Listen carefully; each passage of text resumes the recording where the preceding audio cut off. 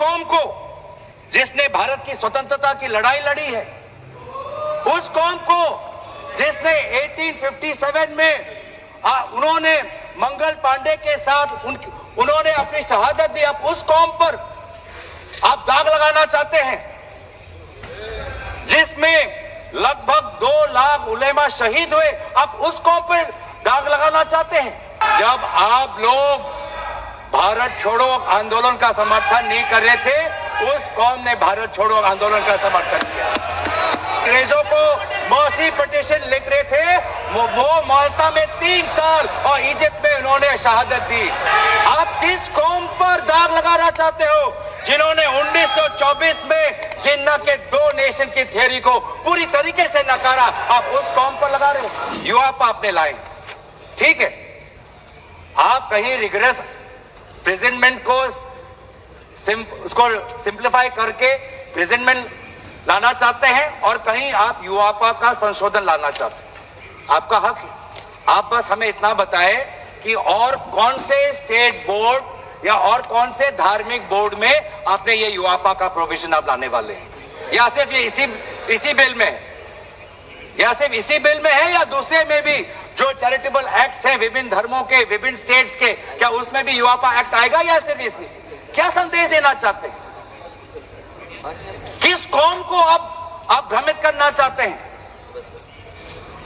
बार बार उस कौम को जिसने भारत की स्वतंत्रता की लड़ाई लड़ी है, उस कौम को जिसने 1857 में उन्होंने मंगल पांडे के साथ उन्होंने अपनी शहादत दी, अब उस कौम पर आप दाग लगाना चाहते हैं जिसमें लगभग 2 लाख उलेमा शहीद हुए, अब उस कौम पर दाग लगाना चाहते हैं जिन्होंने भारत छोड़ो आंदोलन में हमारा साथ दिया, अब उस कौम पर आप दाग लगाना चाहते हैं जिन्होंने 6 अप्रैल 1930 में दांडी मार्च का सपोर्ट किया, अब उस कौम पर आप दाग लगाना चाहते हैं जिन्होंने 1926 में ब्रिटिश के डिवाइड एंड रूल को खंडन किया, अब उस कौम पर आप दाग लगाना चाहते हैं जिन्होंने मौलाना हुसैन अहमद मदानी ने 1924 में कंप्लीट इंडिपेंडेंस की मांग की।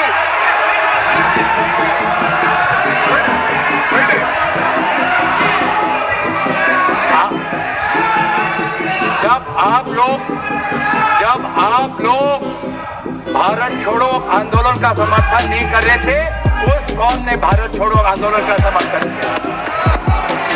जब आप लोग अंग्रेजों को मौसी पिटीशन लिख रहे थे, वो माल्टा में 3 साल और इजिप्ट में उन्होंने शहादत दी। आप किस कौम पर दाग लगाना चाहते हो जिन्होंने 1924 में जिन्ना के 2 नेशन की थ्योरी को पूरी तरीके से नकारा, आप उस कौम पर लगा रहे हो। सर यही है इनका डिवाइड एंड रूल, यही है इनका डिवाइड एंड रूल। बहुत लोग पूछते हैं सर हमारा राष्ट्रवाद क्या है? सर हमारा राष्ट्रवाद, nationalism for us is being united in our shared love for a Bharat Mata and the mutual respect for her culture, language, dress, food and religion. It is the love for our national flag, the Tiringa, जिसकी सम्मान आपने नहीं की। It is the sacrifice of the Indian freedom movement, जिसमें आपने भाग नहीं लिया। It is our thirst for knowledge to seek excellence with limited resources, to be creative, to have the courage, to acknowledge the injustice of the past and have the wisdom to build new bridges. ये है हमारा राष्ट्रवाद और ये राष्ट्रवाद आज हमारे संविधान में उल्लेखित है। तो सर बार बार ये सरकार कहती है ये माइनॉरिटीज के पक्ष में है, लेकिन जब अमेरिका से माइनॉरिटी कमीशन का रिपोर्ट आता है कि माइनॉरिटीज के साथ नाइंसाफी होती है तो इनको दुख होता है।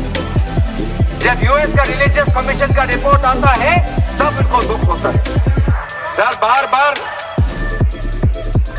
ये जो ऑप्टिक्स की बात कर रहे हैं, ये क्लॉज 42 सेक्शन 108A इन्होंने डिलीट कर दिया है। ये कहते हैं कि कैसे ओवरराइडिंग प्रिंसिपल कैसे आ सकता है?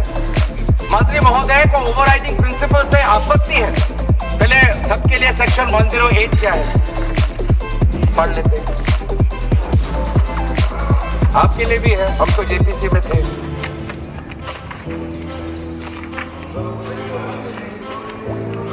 और सर जेपीसी में भी सर सब दुख की बात करनी पड़ेगी सर, कि जेपीसी में ये कहते हैं कि सबका इन्होंने राय सुना, लेकिन आपको भी पता है विपक्ष के द्वारा एक भी संशोधन को इन्होंने स्वीकार नहीं किया। ये किस प्रकार का, हमने भी बहुत से जेपीसी देखे हैं सर, ऐसा जेपीसी नहीं देखा जहां पर क्लॉज बाय क्लॉज डिस्कशन भी नहीं हुआ सर, पूरी तरीके से वोटिंग हो गई। एक मिनट माननीय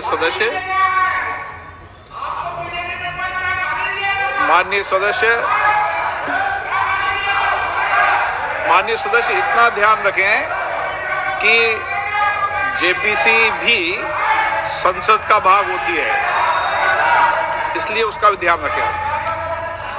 सर इन्होंने जेपीसी की बात की, अगर इन्होंने ये नहीं करते कि जेपीसी में बहुत विस्तार रूप से चर्चा हुआ तो मैं भी नहीं करता।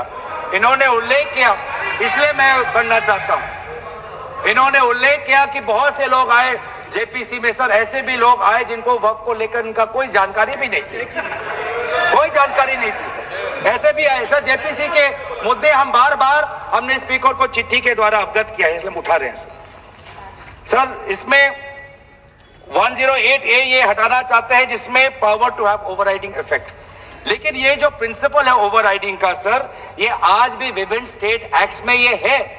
तेलंगाना के एक्ट में आज भी ओवरराइडिंग प्रिंसिपल है, तमिलनाडु के एक्ट में आज भी ये ओवरराइडिंग प्रिंसिपल है, आज भी आरटीआई एक्ट में, इंफॉर्मेशन टेक्नोलॉजी एक्ट में 2000 में, नालसा जैसे यूनिवर्सिटी में ये ओवरराइडिंग प्रिंसिपल है।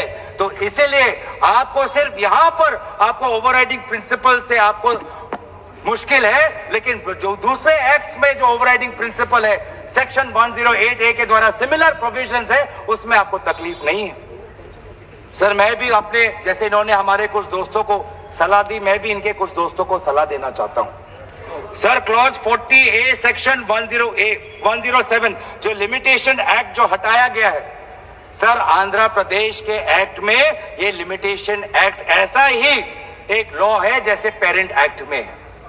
तो मैं भी इनके आंध्र प्रदेश के सदस्यों को मैं कहना चाहता हूं कि जो प्रोविजन आपके आंध्र प्रदेश के एक्ट में है, आज वैसे प्रोविजन ये सरकार हटाने वाली है। आपको भी बाद में आंध्र प्रदेश में अपनी जनता को उत्तर देना पड़ेगा। तेलंगाना और तमिलनाडु में हमने बात रखी है सर, तो मैं बार बार मैं कहना चाहूंगा सर, हमें संशोधन से कोई हमें परे नहीं है, लेकिन संशोधन ऐसा हो जो हमें मदद करे।